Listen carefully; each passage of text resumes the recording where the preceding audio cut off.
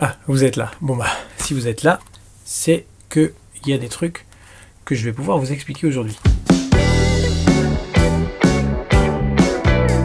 En ce moment, on est en train de travailler sur notre grande amie Antigone, dont vous savez que le destin n'est pas forcément rose. Et justement, j'ai décidé de pouvoir travailler un petit peu avec vous sur Antigone aujourd'hui dans cette vidéo en vous expliquant le corrigé du devoir que vous m'avez rendu. Vous avez été une quinzaine à me rendre ce travail. Bravo aux 15 élèves qui me l'ont rendu, franchement, je vous félicite. À propos de ces notes dont je vous parle, qu'on va corriger aujourd'hui, les notes sont publiées sur Pronote, et pour l'annotation et le fonctionnement de la prise en compte de ces points dans la moyenne, je vous renvoie à la première vidéo que j'ai postée sur la chaîne, qui doit être là, dans une fiche. Voilà, donc maintenant on attaque le vif du sujet, la correction du devoir que vous m'avez rendu. Vous allez mettre pause sur la vidéo et vous allez récupérer de quoi écrire, puisque on va se mettre au travail comme si on était vraiment en classe. Allez-y, allez chercher votre matériel, mettez pause là et allez-y, maintenant.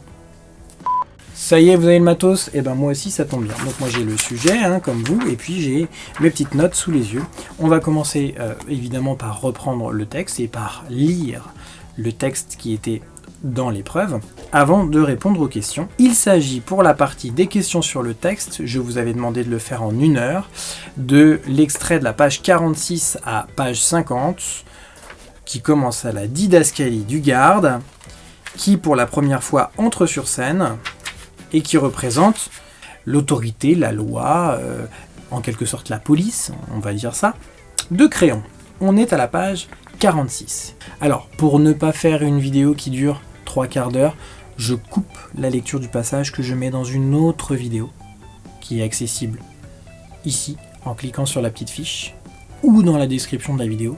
Pour ceux qui veulent avoir cette lecture, vous mettez pause sur cette vidéo-là, et puis vous cliquez sur la lecture que j'avais déjà fait en podcast, mais bon, comme ça vous l'aurez.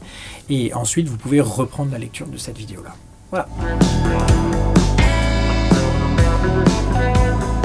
Alors, première question, comment est désigné le garde dans la didascalie ouvrant le passage? Je vous rappelle ce que c'est qu'une didascalie, d'ailleurs non, je ne vais pas vous le rappeler, c'est dans votre vocabulaire de chapitre, vous allez chercher vous-même, vous savez ce que c'est qu'une didascalie. Le garde est décrit dans cette didascalie à la page 46 comme une brute. Cherchez dans le dictionnaire, même si vous savez à quoi ça correspond, une brute c'est quelqu'un qui est cruel, violent, qui n'a pas d'état d'âme, qui se sert plutôt de ses muscles que de sa tête. Il a une fonction garde qui va bien avec son statut de brute, il a l'air costaud, physiquement imposant, il utilise moins sa tête, sans doute que ses aptitudes physiques. Que nous apprend ce mot sur le garde? Et bien justement, que c'est peut-être quelqu'un qui agit physiquement avant de réfléchir, qui n'est peut-être pas très malin. Une brute n'est pas réputée pour son intelligence. Donc là, dès le début, on voit que Créon, il a des gardes qui sont des bons soldats, qui appliquent les ordres, mais qui réfléchissent pas vraiment par eux-mêmes, ou en tout cas pas de manière très fine. Comment le garde appelle-t-il Créon? C'est la question 2. Et pourquoi est-ce drôle? Alors 2 points, 1 point pour la première partie de la question, 1 point pour la partie numéro 2 de la question. Comment appelle ce garde son roi? Au lieu de l'appeler par son titre de roi, d'altesse, ou de seigneur, que sais-je, il l'appelle chef. C'est assez drôle. On a l'impression qu'il est encore dans une hiérarchie qui est militaire, et comme si Créon était un pur chef d'armée, ou d'escouade, ou de peloton. Alors vous allez me dire, Créon est le chef de l'armée, évidemment, mais là ici il y a un décalage entre l'autorité royale et la proximité du terme avec lequel il s'adresse à Créon, avec lequel il devrait avoir normalement une certaine distance, et le mot chef. Un chef, c'est quelqu'un qui est quand même proche de ses hommes en général. Donc ici, c'est assez comique. Question numéro 3. Pourquoi peut-on dire que le garde Jonas fait perdre patience à Créon? Citez le texte. Jonas se répand en excuses et en explications sur la raison d'abord pour laquelle c'est lui qui est là alors qu'il ne devrait pas être là. Donc il commence par dire qu'il a été envoyé par les 2 autres et qu'il aurait préféré ne pas être là, donc il passe pour un lâche, alors qu'il est décrit comme une brute. Il y a un paradoxe qui est assez intéressant. Et ensuite, il explique qu'il est irréprochable dans son métier, que c'est un garde dont on peut être fier, qui est fiable et qui ne représente aucun problème sur le plan du métier en lui-même. Cependant, pendant tout ce temps-là, Créon ne sait pas ce qui s'est passé. Et le garde ne va lui dire que la teneur de l'incident bien après que Créon lui ait demandé. Il va falloir qu'il lui répète d'ailleurs plusieurs fois « Mais qu'as-tu à la fin ? Pourquoi es-tu venu ? De quelle alarme parles-tu ? Dis-moi ce qui s'est passé. » Première réplique de Créon « Non, parle toi, puisque tu es là. » Deuxième réplique, ça monte en énervement. « C'est bon, parle, de quoi as-tu peur ? Ne cherche plus qui devrait être là. » Créon lui demande ce qui s'est passé, quelle est la nature de l'incident, et Jonas lui parle de son statut de garde de première classe et du caractère irréprochable de sa carrière. Donc là, il y a un décalage dans la discussion qui va nulle part. C'est en quelque sorte un dialogue de sourds. On ne dormait pas, chef. Ça, on peut vous le jurer tous les trois qu'on ne dormait pas, point d'exclamation. Donc il y a de nombreuses phrases exclamatives, ça aussi c'était un indice. Troisième indice, à la page 49, vous pouvez utiliser une didascalie qui montre notamment la gestuelle du personnage. Il y a une didascalie, entre parenthèses, un geste de Créon l'arrête, il crie soudain. Donc Créon l'arrête pour cesser ses jérémiades, et alors là, Jonas, plutôt que de se taire, il va exploser pour essayer de se justifier. Il crie soudain « C'est moi qui l'ai vu le premier, chef. Les autres vous le diront, c'est moi qui ai donné le premier l'alarme. » Voilà, donc ça, vous pouviez aussi l'utiliser. C'était assez intéressant. 5. Question de vocabulaire. Méticuleux. On est à la page 49. Que signifie ce mot ? Quel est son sens dans le contexte ? Ça, c'est une question purement brevet de lexicologie, c'est-à-dire d'analyse du sens du mot. Méticuleux. Vous essayez de le définir par rapport à un usage que vous avez peut-être entendu dans la langue de tous les jours, quotidien. Être méticuleux, qu'est-ce que ça signifie ? Ça veut dire être soigneux, être attentif aux détails. Par exemple, quand on va dire que quelqu'un est méticuleux, c'est par exemple quelqu'un qui a beaucoup de dextérité pour faire des choses manuelles, par exemple, ou qui met beaucoup de soin dans son écriture, dans la tenue de ses cahiers à l'école. On fait une hypothèse de lecture et on sait que Créon est choqué parce que quelqu'un a bravé sa loi. D'accord ? Pour l'instant, on ne sait que ça. Pourquoi peut-on parler d'effet de retardement pour la nouvelle rapportée par Jonas le garde ? Je ne reviens pas sur ce que j'ai dit tout à l'heure. Le dialogue de sourds, les répliques sont très longues, celles de Jonas sont très longues, celles de Créon sont très courtes. Jonas, il se retrouve face à Créon, il doit lui annoncer ça. Faut bien imaginer évidemment que le pauvre petit garde qui va venir rapporter cette nouvelle à Créon, il va évidemment craindre pour son grade, mais même peut-être pour sa vie, puisqu'il a failli à sa mission. Quel indice par le garde est révélé et peut mener à une piste ?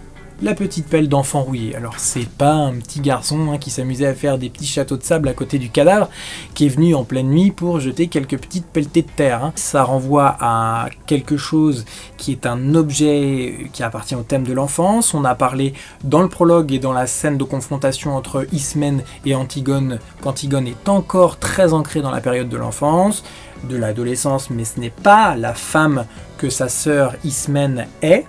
Elle est beaucoup plus dans l'enfance, elle est dans une espèce de période rebelle, mais cette espèce de symbole de l'enfance renvoie sans doute plus au personnage d'Antigone qu'un autre personnage de la pièce. Ici, cette pelle rouillée, c'est surtout l'accessoire qui sert à transvaser du sable et à creuser pour recouvrir quelque chose ou pour faire un trou. C'est évidemment un outil ici, mais le côté enfantin met plutôt sur la voie d'un criminel qui aurait choisi un outil mal approprié pour son forfait. Question 10. Par quel propos Créon montre-t-il qu'il incarne l'autorité sur Thèbes dans ce passage ? Citez le texte. Il le redit très clairement à la page 50. Qui a osé ? Question rhétorique. Qui a été assez fou pour braver ma loi ? As-tu relevé des traces ? Ma loi, c'est pas la loi du roi, c'est pas la loi de Thèbes, et c'est sa décision à lui. C'est pas le peuple qui a voulu faire en sorte qu'il y ait un frère qui soit puni et un frère qui soit élevé au rang de héros. C'est lui qui a décidé ça. Il a tranché. C'est le passage qui est difficile puisque c'est toujours le passage sur lequel vous êtes fatigué. Ça arrive en fin d'épreuve et c'est pour ça que je vous avais dit de couper, d'essayer de faire 1 heure un jour, 1 heure un autre jour. La rédaction, c'est pas quelque chose de simple, surtout que c'est un marathon. C'est sur la durée, il faut pas s'arrêter, il faut essayer de rester sur son fil conducteur d'idées, c'est pas simple. Donc la rédaction ici, je vous demandais de faire un truc beaucoup plus light que le jour du brevet. Je lis juste le sujet avec vous, je ne vais pas vous donner une correction, je vais simplement vous dire quelles sont les choses qu'il fallait éviter de faire. Imaginez la suite du texte. Dans celui-ci, le garde Jonas cherchera à convaincre ou à persuader Créon qu'il est un bon garde et qu'il a fait son devoir, afin d'échapper à toute punition royale. Votre dialogue théâtral fera une 50aine de lignes. Donc, premier critère, ça doit être un dialogue théâtral avec des didascalies. À chaque fois qu'il y a un personnage qui parle, il faut remettre le nom du personnage avec la didascalie qui correspond. Ici c'est Jonas et l'autre c'est Créon. Donc ce n'est pas la peine de mettre les tirets de dialogue puisque vous êtes dans une forme théâtrale avec la didascalie.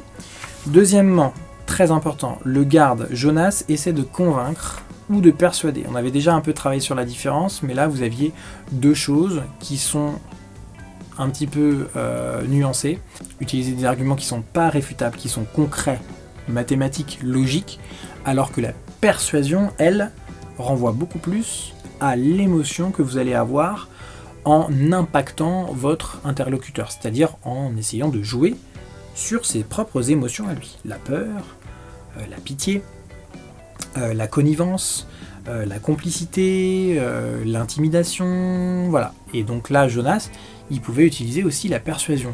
Les arguments devaient être valables et pertinents, c'était sur 5 points, attention à la langue, l'expression, l'orthographe et la syntaxe, et cohérence avec le texte original. Ça c'est très important, pourquoi ? Parce que même si vous avez vu que la langue d'écriture de Antigone est très moderne, vous pouviez utiliser un langage qui était moderne, mais sans aller non plus dans l'anachronisme exagéré, avec des façons de parler trop orales qui soient de 2020, quoi. Le truc qu'il fallait éviter, c'est surtout sur la fin, puisque à la fin des rédactions, vous avez toujours du mal un petit peu à les terminer. Mais là, ça se termine comment dans le passage que je vous ai donné à travailler ? Le première classe l'a gardé tout de même pour l'enquête. Voilà. Et là, ça s'arrêtait là.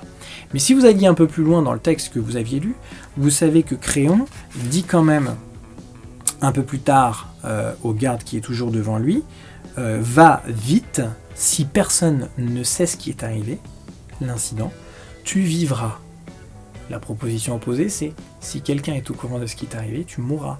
Donc Créon menace quand même de mort le garde si jamais l'information est révélée.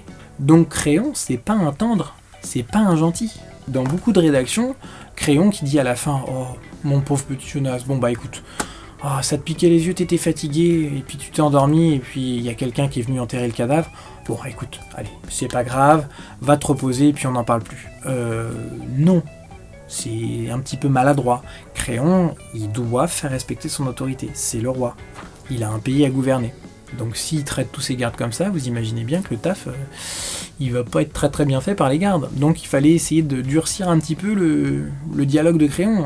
Créon, il fallait qu'il lui propose des alternatives où tu dois réparer ta faute, où tu dois absolument me trouver qui est ce coupable, urgemment, si tu ne le trouves pas, tu périras, ou tu dois étouffer l'affaire. Enfin bref, il y a des choses à trouver, mais me dire bon bah c'est bon, tu m'as convaincu, bisous, et puis à la prochaine. Alors j'espère que cette correction vous a permis d'y voir plus clair. Et puis, vous n'hésitez pas, surtout, vous n'hésitez pas à me mettre les commentaires dans la vidéo pour me poser vos questions, d'accord ? Parce que moi, ça me permet de voir si ça vous a vraiment aidé, si vous avez d'autres questions par rapport à ce que j'ai évoqué avec vous, etc. Vous n'hésitez pas non plus à mettre un petit pouce bleu parce que c'est du taf, et moi, franchement, ça me fait plaisir de savoir qu'il y a des élèves qui ont regardé, qui ont aimé, et pour qui ça a été utile, parce que c'est quand même le but. Et ce que je vous conseille aussi de faire, c'est de vous abonner à la chaîne, parce que là, vous allez en avoir besoin pendant un certain temps, et l'abonnement, ça va vous permettre quoi ? Bah, moi déjà, ça me soutient, moralement et psychologiquement, et puis en plus de ça, ça va vous permettre d'être au courant des prochaines vidéos qui vont paraître sur la chaîne parce que il va y avoir d'autres choses. Et puis voilà, même quand on se quittera après la fin de l'année scolaire, voilà, vous aurez des nouvelles grâce à cette chaîne. Vous avez sur le bandeau de la chaîne, quand vous allez sur la chaîne, le prof confiné, vous avez un petit onglet Instagram, vous pouvez cliquer dessus. C'est pas mal parce que l'application vous permet d'arriver sur la page Instagram du prof confiné, c'est-à-dire moi. Et je vous propose aussi des petites choses en plus, des quiz, des petites foires aux questions, des demandes spécifiques, et vous pourrez aussi m'envoyer des messages pour me poser certaines questions par rapport aux vidéos ou aux cours que je vous ai demandé de faire, etc. Donc voilà, pensez-y, ça peut être pas mal. Donc voilà, c'est terminé, j'espère que ça vous a plu, que ça a été clair pour vous. Sur ce, bah écoutez, je vous souhaite de continuer à bien vous porter, c'est le plus important, et puis bah, on termine les bouquins qu'on a à lire, et on se retrouve la fois prochaine. A plus.